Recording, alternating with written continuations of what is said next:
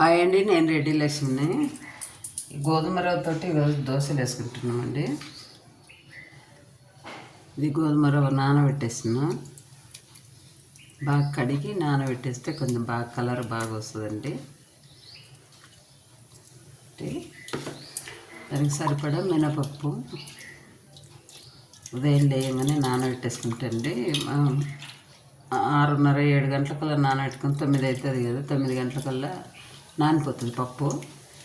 ఇదైతే ఒక అర్ధగంట ముందు మిక్స్ చేసే ముందు అర్ధగంట ముందు కడిగి నానబెట్టేసుకుంటే చాలు, ఇది మెత్తగా అయిపోతుంది.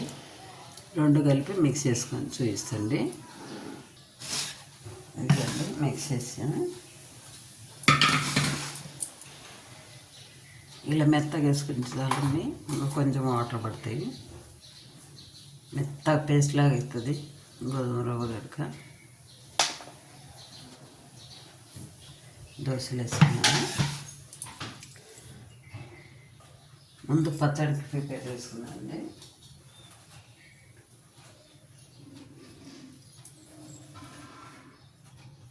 ఇదండి ఆల్రెడీ ఫ్రై చేసిన ముందే కొత్తిమీర, 2 టమాటాలు, ఒక 5-6 పచ్చిమిరపకాయలు, మిరపకాయలు బాగా కారం ఉండేవి, ఎల్లిపాయలు అండి 7-8, ఒక ఉల్లిగడ్డ.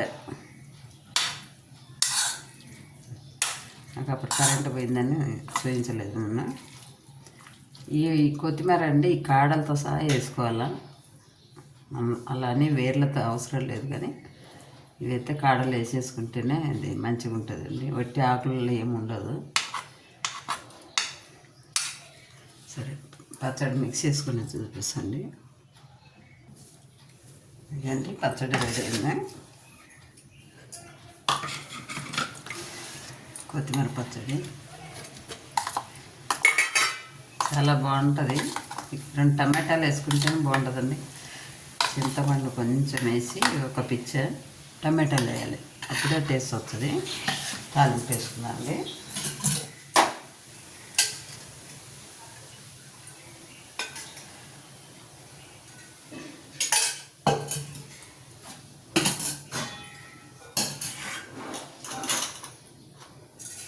జీలకర్ర,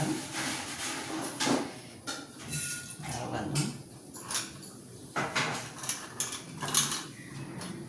ఇవన్నీ మిక్స్ అయిపోయినా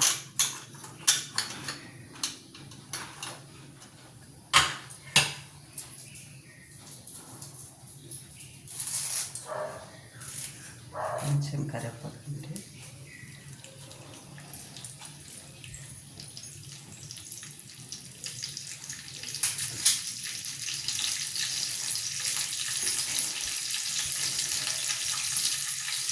ఎల్లిపాయలు చిత్తకొట్టి వేసుకోండి.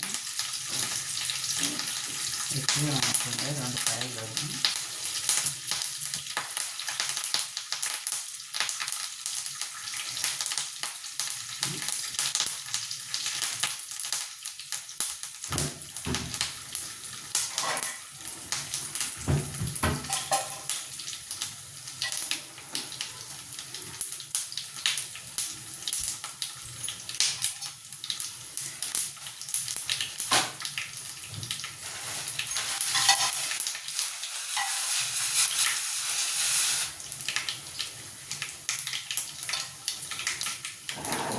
దోశలు వేసుకున్నాను.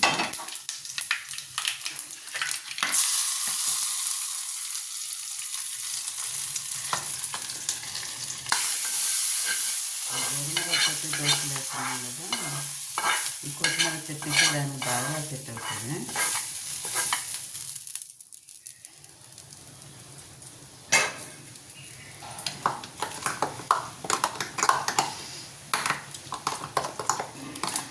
ఇలా బాగుంటుందండి. దోశలు వేసుకుంటాను.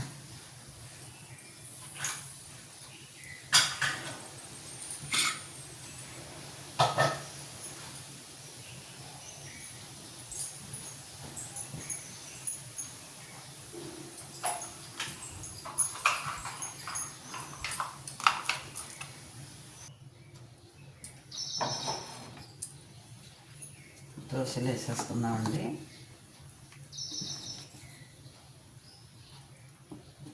ఇలా ఉంటే చాలు. మెత్తగా ఇంకా దూదిలాగా కావాలంటే కొంచెం పలుచగా చేసుకోవాలి.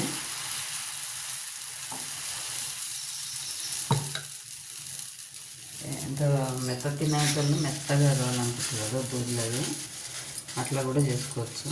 కొంచెం పలసగా చేసుకోవాలి. పిండి అయితే కొంచెం వాటర్ వేసి పలసగా చేసుకున్నామంటే మెత్తగా వచ్చాయి. కానీ అప్పటికప్పుడు నానబెట్టేసుకొని చేసేసుకోవడం ఈజీ పని అండి ఇది.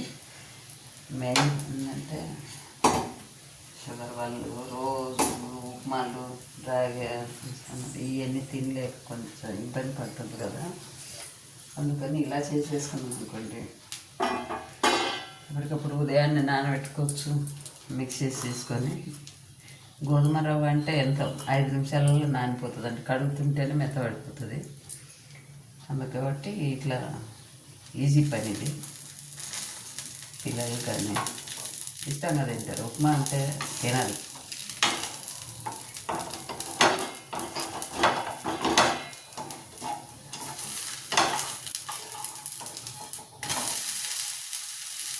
చాలా స్మూత్గా బాగుంటాయి దోశలు.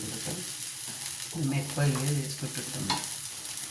ఇడ్లీలు ఇవి కొంచెం బరకా పట్టుకున్నాం అనుకోండి ఇట్లా కూడా వస్తాయి, కానీ బరకా పట్టుకుంటే కొంచెం రవ్వగా నానబెట్టక్కర్లేదు.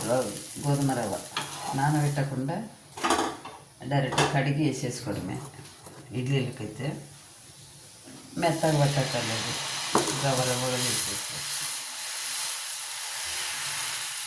రాగి ఇడ్లీలు కానీ జొన్న ఇడ్లీలు కానీ గోధుమ రవ్వతో ఇడ్లీలు కానీ చాలా బాగుంటాయండి. చేయటం ఈజీ, తిన్నా కూడా తొందరగా అరుగుదల వస్తుంది. పిల్లలకైనా పెద్దవాళ్ళకైనా ఇలా చేసి పెడితే పిల్లలైనా తింటారు ఇష్టంగా. ఉప్మాన జొన్న సంగటి రాగ సంగటి అని అడుగుతారు. అట్లా కాకుండా ఇట్లా దోశలు ఇడ్లీలు చేసుకున్నాం బాగా వస్తుంది, బాగా ఉంటుంది.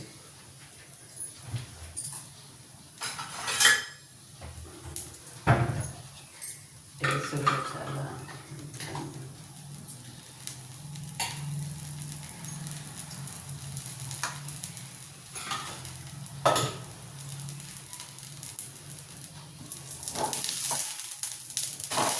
స్మూత్గా, ఎంత స్మూత్ అంటే అంత స్మూత్గా వేసుకుంటుంది.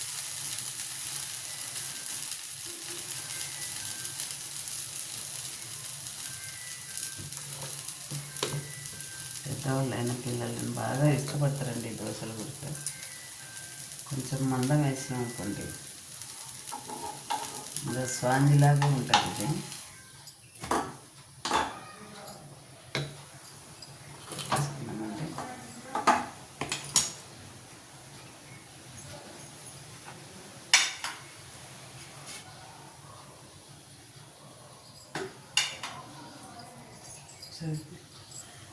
దోశ రెడీ అయిందండి.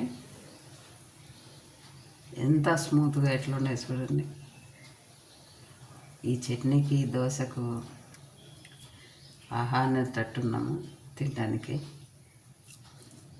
చాలా టేస్ట్ ఉందండి. మీరు ఒకసారి ట్రై చేయండి. ఈజీ పద్ధతి అండి ఇది. ఏ టైం అయినా నానబెట్టేసుకొని అప్పటికప్పుడు వేసేసుకోవచ్చు. ఒక మినపప్పు నానటమే కొంచెం టైం పడుతుంది, 1 గంట టైం పడుతుంది.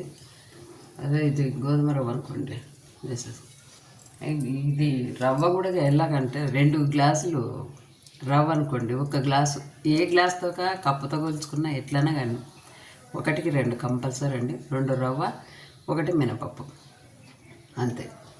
మీరు ఒకసారి ట్రై చేయండి. ఇలా ఉందా కామెంట్లో పెట్టండి. వీడియో నచ్చినట్టయితే లైక్ చేయండి, షేర్ చేయండి.